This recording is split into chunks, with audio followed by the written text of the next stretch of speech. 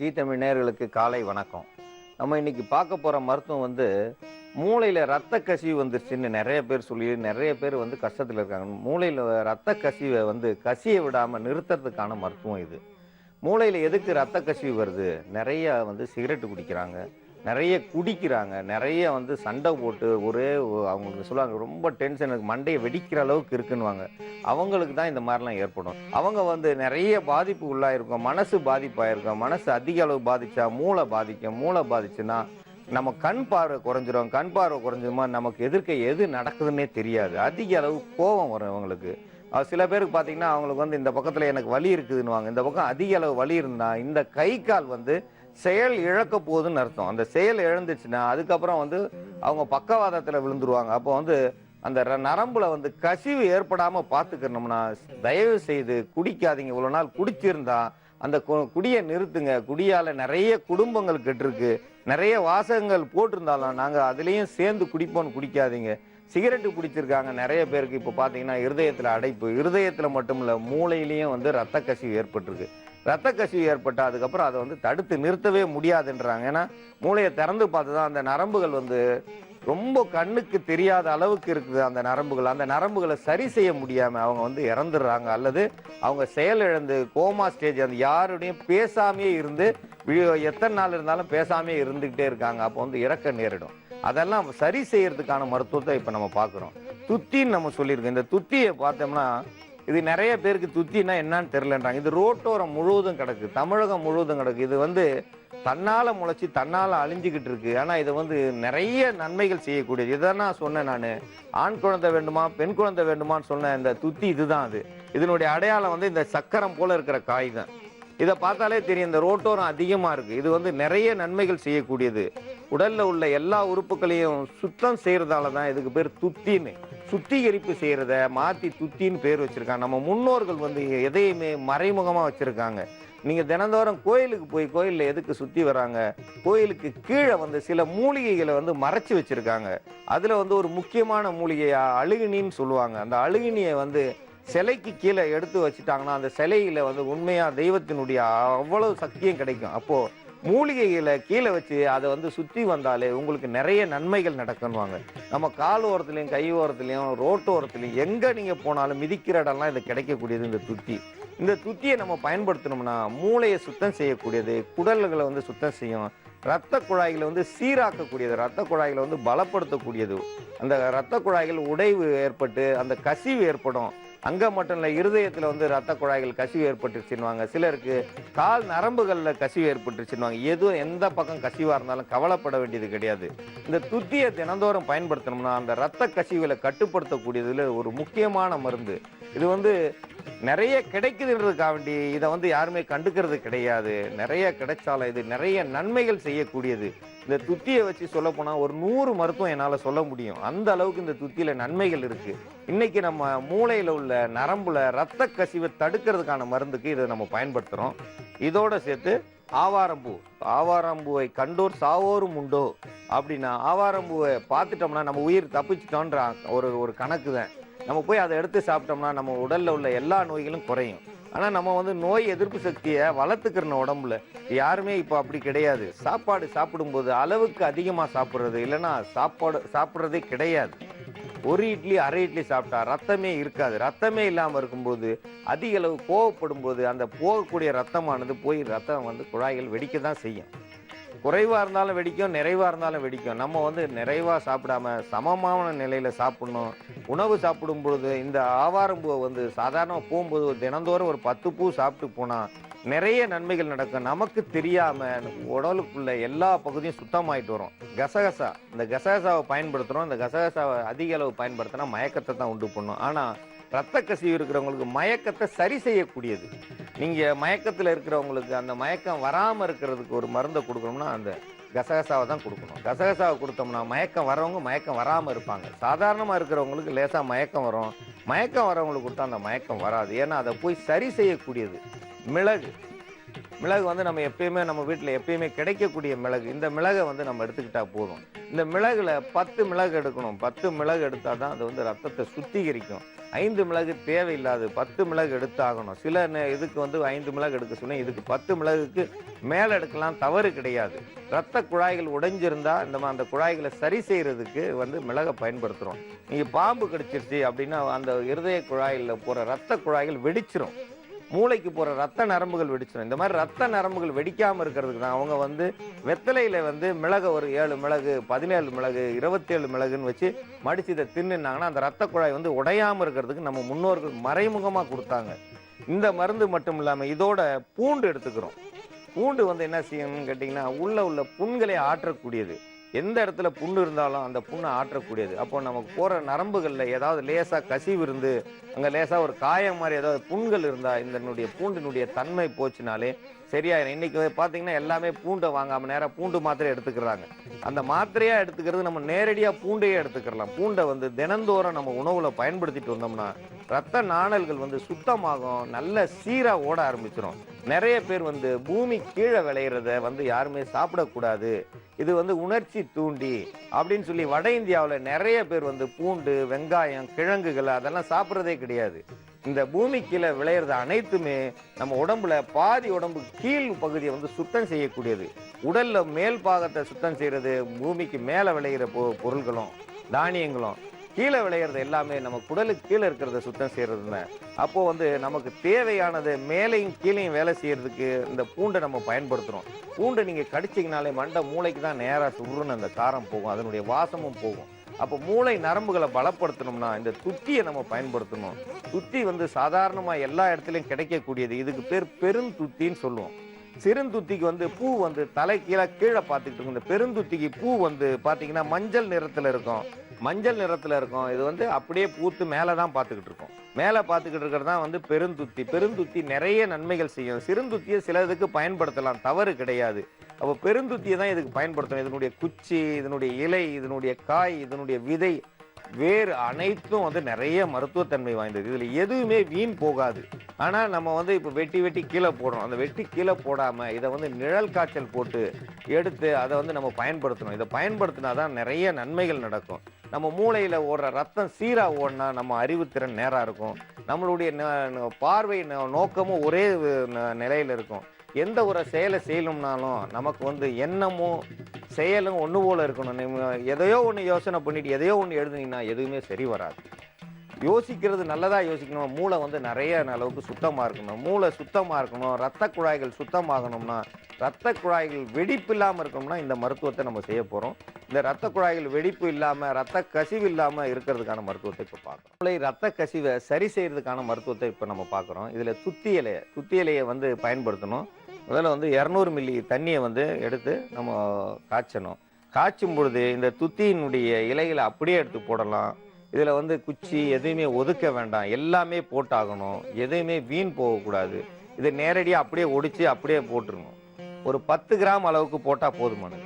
ஆவாரம் பூவில் ஒரு 10 கிராம் அளவு எடுத்தால் போதுமானது. ஆவாரம் பூ எவ்வளோ எடுத்தாலும் தவறு பண்ணாது. ஆவாரம் பூ சாதாரணமாக 10 கிராம் சாப்பிடலாம். தினந்தோறும் 10 கிராம் சாப்பிட்டு வந்தால் சர்க்கரை நோய் கட்டுப்படும். உடல் வந்து சீராக இருக்கும். உடம்புல எந்த பகுதியும் ரத்த குழாயில் எந்த ஒரு கஷ்டம் இருக்க ரத்த குழாய்கள் பலப்படும். அதுக்காக வேண்டி தான் இந்த ஆவாரம்பூ சேர்க்குறோம். பூண்டில் வந்து ஒரு 5 கிராம் அளவுக்கு எடுத்துருக்கோம். பூண்டு 5 கிராம் எடுத்தால் போதுமானது. இதை வந்து சிறிதாக நரிக்கலாம், இல்லைன்னா இடிச்சிக்கலாம், தவறு கிடையாது. உரிக்கணுன்ற அவசியம் இல்லாது உரிச்சியும் பயன்படுத்திக்கலாம். கசகசாவை வந்து நல்லா அரைச்சி எடுத்துருக்கோம். இதில் வந்து 1 கிராம் அளவுக்கு எடுத்தால் போதுமானது. கசகசா வந்து அதிகம் சேர்க்க வேண்டாம். கசகசா வந்து 1 கிராம் அளவுக்கு எடுத்தால் போதுமானது. இந்த கசகசாவை பயன்படுத்தும் போது நிறைய நன்மைகள் நடக்கும். நிறைய சாப்பிட்டா தான் தீமைகள் நடக்கும். நம்ம வந்து 1 கிராம் 1/2 கிராம் அளவுக்கு சேர்த்தோம்னா தப்பே வராது. கசகசாவை 1 கிராம் அளவுக்கு எடுத்து பயன்படுத்தணும்னா அது வந்து மூளைக்கு பலத்தை கொடுக்கும். இந்த சில பேருக்கு வயிற்றோட்டம் இருக்கிறவங்களுக்கு பார்த்தீங்கன்னா மூளையை பலப்படுத்தும் போது வயிற்றோட்டம் தன்னால் சரியாயிடும். அதுக்கு தான் நம்ம இந்த கசகசாவை பயன்படுத்தணும். இதோடு சேர்ந்து மிளகு வந்து தூள் மிளகாய் எடுத்திருக்கோம். இந்த மிளகுல 10 மிளகு எடுத்தால் போதுமானது. அதிகம் தேவையில்லை. 10 மிளகு தான். 10 மிளகு குறைவாக எடுக்க வேண்டாம். 10 மிளகு கண்டிப்பாக எடுத்தே ஆகணும்.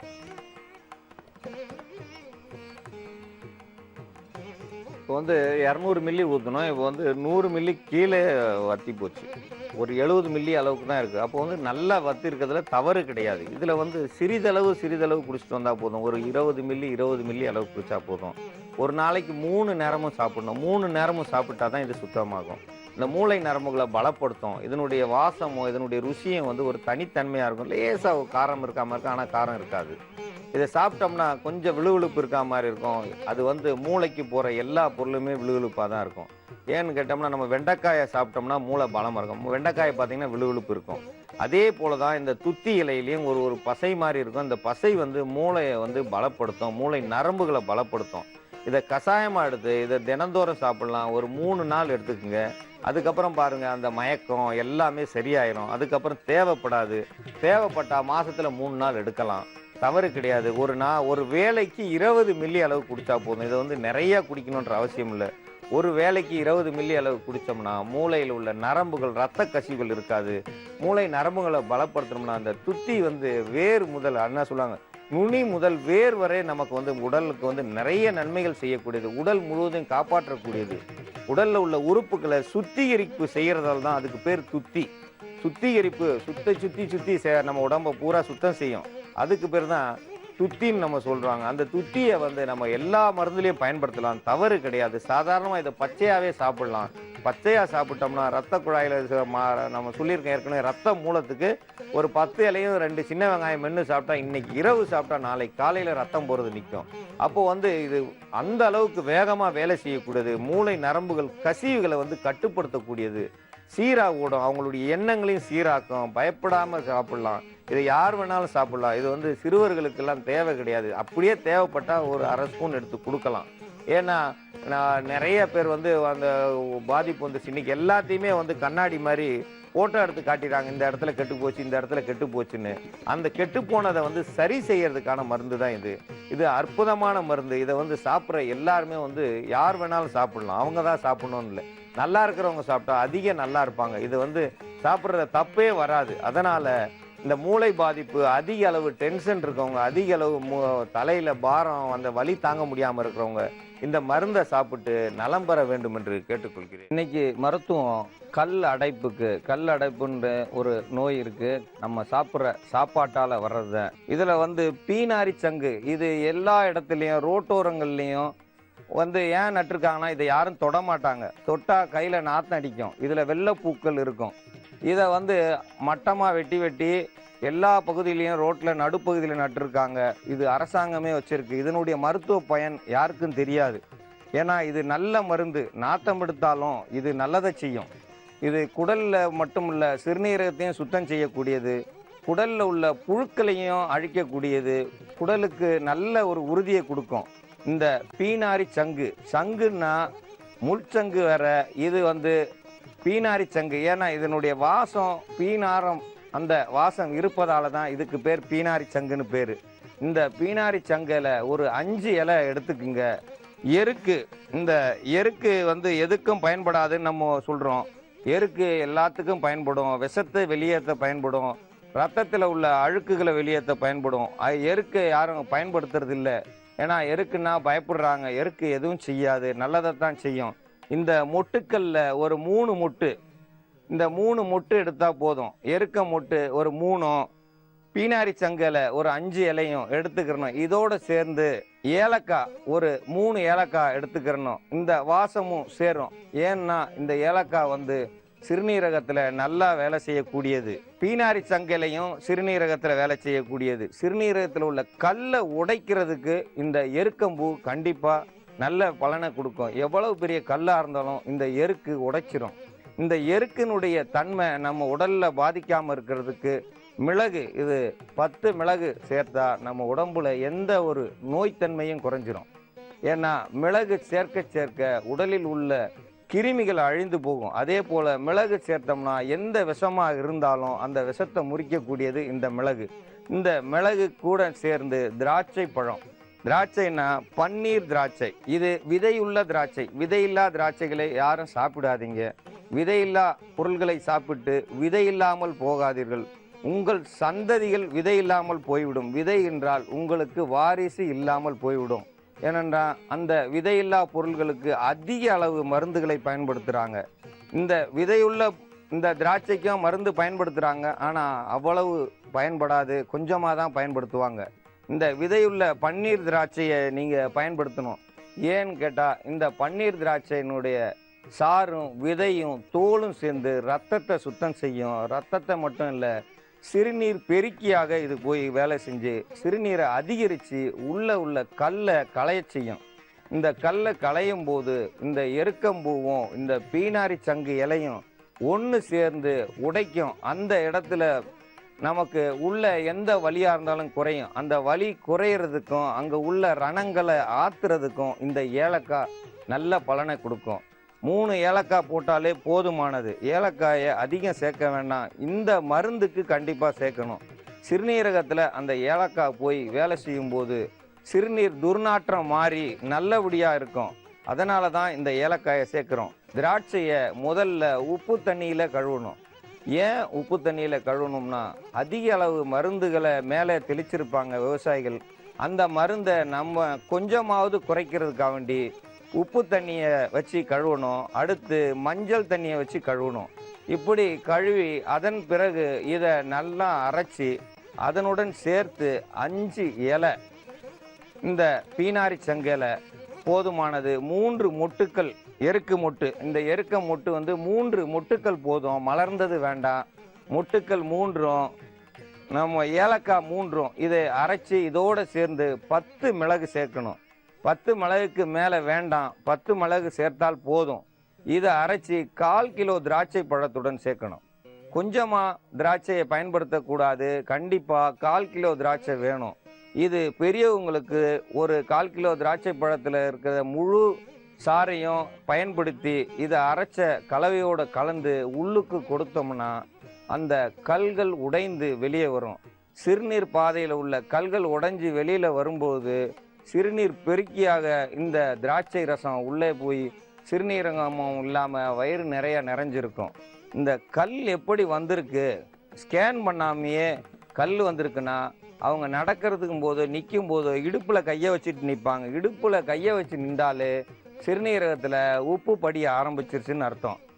இது எரிக்கலையை சேர்த்துருக்கிறதால 3 நாட்கள் போதுமானது.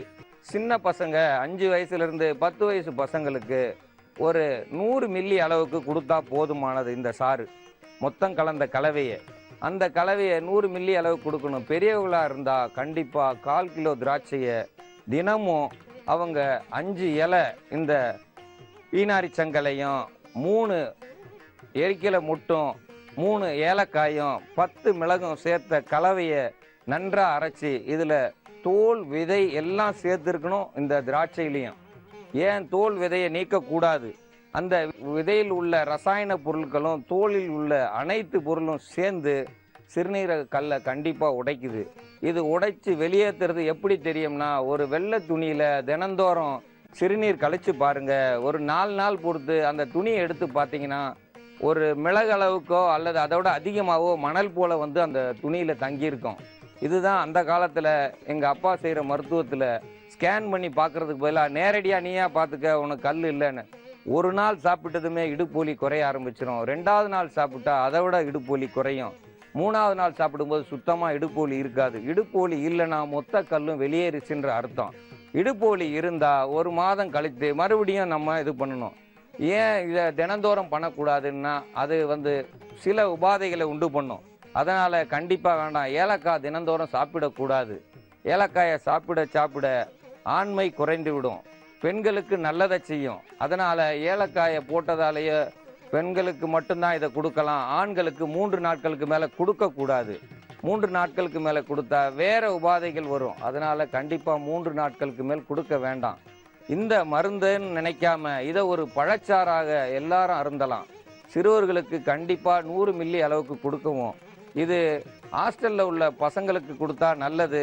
அவங்களுக்கு கிடைக்குதோ இல்லையோ, அது யார் செஞ்சு தருவாங்களோ, வீட்டுக்கு வந்தப்போ அவங்கவுங்க தாய்மார்கள் இதை செஞ்சு கொடுத்து பிள்ளைங்க வயிற்றில் அந்த சிறுநீரகத்தில் உள்ள உப்புக்களை வெளியேற்றுறதுக்கான இந்த மருத்துவத்தை அவங்களுக்கு பயன்படுத்தி அவங்க சிறுநீரகத்தை சுத்தம் பண்ணி விடுங்க. மாதம் ஒரு முறை இதை சாப்பிட்டு வந்தால் சிறுநீரகத்தில் கல்லே சேராது. உணவு சாப்பிட்றதுல ரசாயன உரம் போட்ட அரிசிகளை சாப்பிட்டு வந்தால் கண்டிப்பாக மீண்டும் மீண்டும் அந்த உப்புக்கள் சேர்ந்து கொண்டே தான் இருக்கும். அதனால தான் அவங்க எல்லாமே ரசாயன உரம் போடாத இயற்கை விவசாய அரிசிகளை சாப்பிட்றாங்க. சிறு தானியங்களுக்கு உரம் போட்டால் வராது. சிறு தானியங்கள் சாப்பிட்டா சிறுநீரகத்தில் எந்த ஒரு பாதிப்பும் வராது. அதனால் சிறு தானியங்களை கண்டிப்பாக பயன்படுத்துங்க. இது மட்டுமல்லாது ஒவ்வொருத்தரும் ஒவ்வொரு வீட்டிலையும் தண்ணீர் பானை, மண்பானையாவது அல்லது செப்பு குடம், இந்த காசு பானைன்னு சொல்லுவாங்க, இந்த காப்பர் பானை, இந்த பானையில் எந்த தண்ணியை ஊற்றி நீங்கள் மூடி வச்சாலும் 24 மணி நேரத்தில் அந்த தண்ணியை சுத்தமாக்கும் தன்மை இந்த செப்பு பாத்திரத்திற்கு இருக்குது. செப்பு பாத்திரத்தில் இருக்க இருக்க தண்ணீர் நோய் எதிர்ப்பு சக்தியை நமக்கு உண்டு பண்ணும். ஒவ்வொரு வீட்டிலையும் செப்பு பாத்திரம் எல்லாமே கோணிச்சாக்கில் கட்டி மூளையில் தூக்கி போட்டிருக்காங்க. ஏன் பயன்படுத்தலைன்னா அதை சுத்தம் பண்ணுறதே எங்களுக்கு வேலை இல்லை, அதனால தான் அதை நாங்கள் இது தூக்கி போட்டுட்டோம் அப்படின்றாங்க. அந்த நாளில் எல்லாரும் பெரிய பெரிய கல்லில் சாப்பாட்டு தட்டு செஞ்சுருந்தாங்க. அவங்க தான் கோயில்களை கட்டினாங்க. அசையாத தட்டில் சாப்பிட்டவங்க தான் அசையாத கோயில்களை கட்டினாங்க. அதுக்கு பின்னாடி வந்தவங்க செப்பு பாத்திரத்துலேயும் வெங்கல பாத்திரத்துலேயும் சாப்பிட்டவங்க அவங்களும் பலசாலியாக இருந்தாங்க. இப்போது நம்ம பேப்பரில் சாப்பிட்றோம். நம்ம உடம்பும் பேப்பர் மாதிரி தான் போய்கிட்டு இருக்கு. நம்ம உட்காந்து சாப்பிட்ற தட்டு ஆடக்கூடாது. ஆடாத தட்டில் சாப்பிட்டாதான் நம்ம உடலும் அதிரும், எந்த ஒரு எதிர்ப்பு சக்தியும் தாங்கும். நம்ம சாப்பிட்ற சாப்பாடு பேப்பர்லேயும் பிளாஸ்டிக் காகிதத்துலேயும், நம்ம குடிக்கிற தண்ணி பிளாஸ்டிக் குடத்துலேயும் தான் இருக்குது. செப்பு குடத்தில் வச்சு எல்லாரும் நல்லா தண்ணியை குடிங்க. இந்த நல்ல தண்ணியை குடிச்சிங்கன்னா கல் அடைப்பு வராது. கல் அடைப்பு வராமல் இருந்தால் இடுப்பு வலி வராது. இடுப்பு வலி இல்லாமல் இருந்தால் எல்லா வேலையும் நீங்கள் செய்யலாம். இந்த கல் அடைப்பை நீக்கக்கூடிய இந்த மருந்தை எல்லாரும் மருந்தாக நினைக்காம ஒரு பழச்சாறாக குடித்து உள் உறுப்புகளை காப்பாற்றி நல்ல பலன் கிடைக்கும். ஆனால் இதை பயப்பட வேண்டிய அவசியம் இல்லை. எருக்கம்பூ போட்டதால் பயந்துராதீங்க. நாங்கள் எல்லாம் குடிச்சு பார்த்து தான் இந்த மருத்துவத்தை உங்களுக்கு கற்றுத்தருகிறோம். கண்டிப்பாக இதை செஞ்சு பயன்பெற வேண்டும் என்று கேட்டுக்கொள்கிறேன்.